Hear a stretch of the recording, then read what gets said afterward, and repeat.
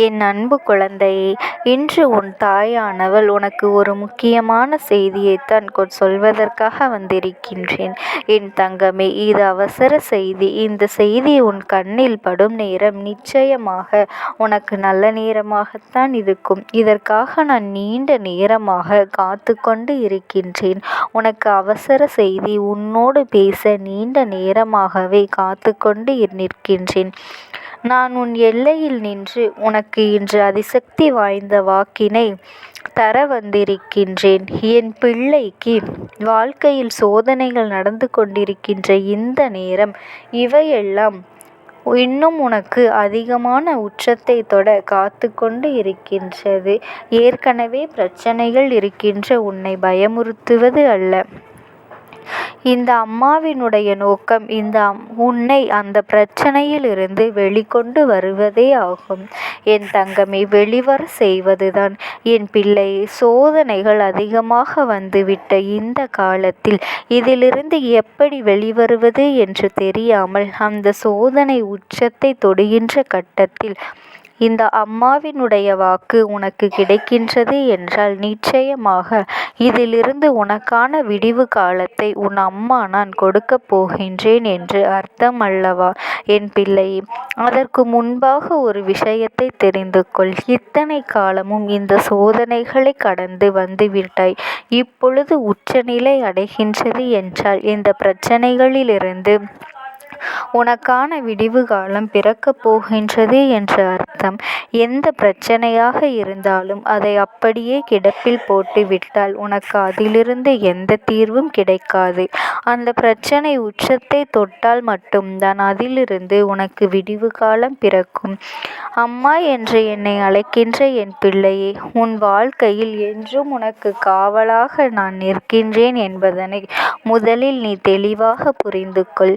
என் பிள்ளையே, உனக்கு வருகின்ற எத்தனை கெட்ட விஷயங்களும் தீய சக்திகளும் எதுவாக இருந்தாலும் அதை தடுத்து விரட்டி விடுவேன்.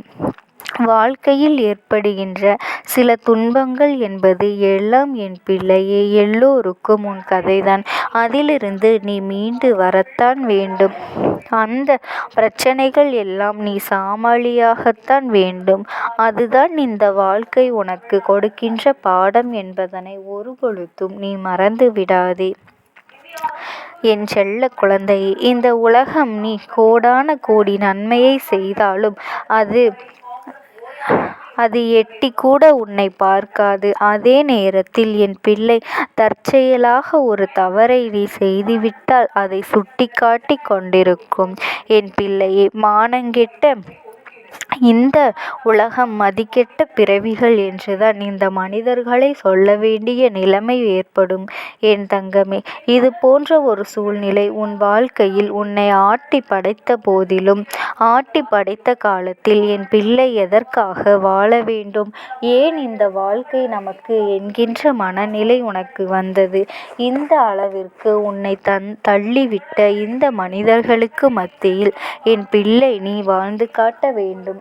இந்த தாயானவள் உன்னை தேடி வருகின்ற நேரமெல்லாம் உனக்கு ஏற்படுகின்ற ஒரு புதிய உத்வேகமானது உன்னை வாழ்க்கையில் நிச்சயமாக நல்ல நிலைக்கு கொண்டு சேர்க்கப் போகின்றது. ஏதோ நம் தாயானவளை கண்டுவிட்டோம், வாக்கினை கேட்டுவிடுவோம் என்றெல்லாம் நீ இருக்கக்கூடாது. என் வாக்கினை கேட்கின்ற பிள்ளைகள் வாழ்க்கையில் அடைய நினைக்கின்ற அத்தனை விஷயங்களையும் அடைவதற்கான முயற்சியில் முழுமையாக இறங்கிவிட வேண்டும். உன் அம்மா உன்னை பாதுகாத்து கொண்டிருக்கின்றேன். நீ என்ன செய்து கொண்டிருக்கின்றாய், எப்படி வாழ்க்கையில் அடுத்த கட்டத்தை நோக்கி நகர்ந்து கொண்டிருக்கின்றாய் என்று தேங்கி இருக்க வேண்டிய இடத்தில் உன்னை வைக்கத்தான் முயற்சிகள் நடக்கின்றது. ஆனால் நான் ஒரு பொழுதும் தேங்கி விடமாட்டேன். என் முயற்சிகள் உன் வாழ்க்கையில் எல்லாவற்றையும் நான் அடைந்தே தீருவேன் என்று, எல்லாவற்றையும் அடைந்துவிட்டுதான் பின்னோக்கி பார்ப்பேன் என்று, நான் திரும்பி பார்ப்பேன் என்கின்ற மனநிலையோடு என் பிள்ளை நீ எப்பொழுதும் இருந்து கொண்டிருக்க வேண்டும். என் தங்கமே, நீ மற்ற விஷயங்களை பற்றி எல்லாம் கவலைப்படக்கூடாது. உன் வாழ்க்கையில் உனக்கு என்ன வேண்டும், அதை அடைவதற்கு என்ன செய்ய வேண்டும் என்பதை மட்டும்தான் நீ யோசிக்க வேண்டும். உன்னுடைய முழுநேர சிந்தனையாக இருக்க வேண்டும். உன்னுடைய கவனத்தை மற்ற பக்கங்களை எல்லாம் சிதறவிட்டால் வாழ்க்கையும் உன்னை சிதறடித்து விடும் என்பதனை மறந்து விடாதே. எந்த தீய சக்திகளும் உன்னை நெருங்காமல், எந்த ஒரு கெட்ட விஷயங்களும் உனக்கு அதிகப்படியான சோதனைகளை ஏற்படுத்தி விடாமல் உன் தாயானவள் நான் அதை தடுத்து நிறுத்துவேன். நான் இருக்கும் வரை அதை பற்றிய கவலை உனக்கு தேவையே கிடையாது.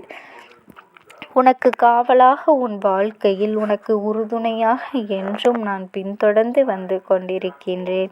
நீ உனக்கு யாரும் இல்லை என்று நினைத்து கொண்டு அங்கு உன்னுடைய செயல்களில் எல்லாம் தயக்கம் காட்டி கொண்டிருக்கின்றாய். எந்த ஒரு விஷயத்தையும் உன்னிடத்தில் சொல்ல முடியாமல் தயங்கி நிற்கின்றாய். கடைசியில் என்ன சொல்லி விடுகின்றாய்?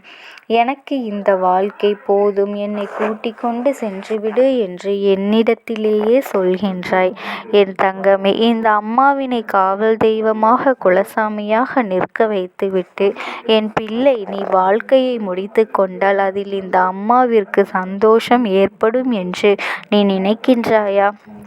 உன் அம்மாவிற்கு ஒரு நாளும் மன வருத்தத்தை கொடுக்க நீ முயற்சி செய்யாதே. என்றும் என் குழந்தைகள் நல்லபடியாக வாழ வேண்டும்.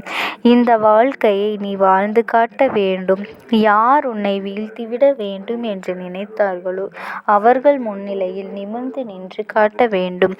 என்னால் வாழ முடியும், என்னால் வாழ்ந்து காட்ட முடியும் என்கின்ற தைரியத்தோடு மட்டும் நீ கொண்டு வர வேண்டும். என் பிள்ளை, நீ இந்த அம்மாவினுடைய குழந்தையாக இருக்கும் பட்சத்தில் இந்த தாயானவள் சொல்கின்ற வாக்கினை கேட்டு அதன்படி உன் வாழ்க்கையில் உனக்கானதை பெற்றுக்கொள்ளத்தான் நீ ஓடோடி செல்ல வேண்டுமே தவிர ஒரு பொழுதும் ஒரு அடியும் பின்வாங்கி விடக்கூடாது.